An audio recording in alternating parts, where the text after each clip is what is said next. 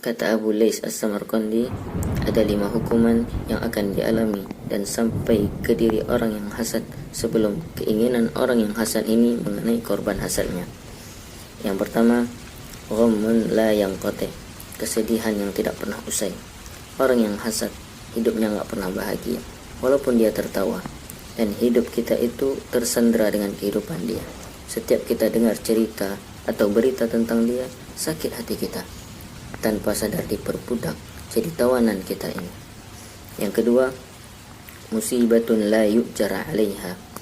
Hasad itu musibah yang menimpa orang yang terjangkiti hasad. Namun tragisnya, sayangnya gak dapat pahala. Kalau musibah yang lain itu dapat pahala jika bersabar. Yang ketiga, la yuhmadu 'alaiha. Tidak ada pujian sama sekali, karena itu sifat yang hina. Makanya ada istilah iri tanda tak mampu.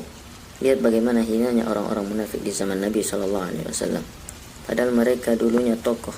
Abdullah bin Ubay bin Salul itu kan tokoh besar di Madinah. Tapi semuanya itu hancur berantakan karena hasad kepada siapa? Rasulullah SAW. Kenapa demikian? Karena dia berambisi menjadi Madinah nomor 1. Itu sudah di depan matanya, berantakan semuanya.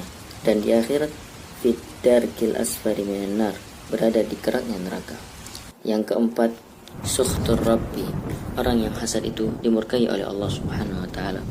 Gak ada dalam sejarah orang yang hasad itu sukses. Orang yang hasad itu mulia, gak ada. Kaya mungkin ada, tapi mulia gak ada. Lalu yang kelima, yughlaqu anhu babut taufiq. Pintu taufik itu ditutup sama Allah Subhanahu wa taala untuk orang yang hasad. Kita tahu hukumnya, kita tahu dalilnya, tapi kaki kita tidak bisa melangkah. Kenapa? Karena hasad. Lisan ini gak bisa berpikir kepada Allah. Karena kenapa? Karena hasad. Lihat orang munafik di zaman Nabi SAW.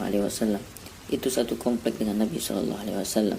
Gak bisa dapat hidayah, padahal hidup bareng Nabi SAW. Kata Ibnu Jama'ah rahimahullahu ta'ala, kalau mau dapat ilmu yang bermanfaat, kalau mau ilmunya itu berkah, kalau mau kita itu datang ke majelis ilmu gak sia-sia, bersihkan dari hasad. Barakallahu fikum.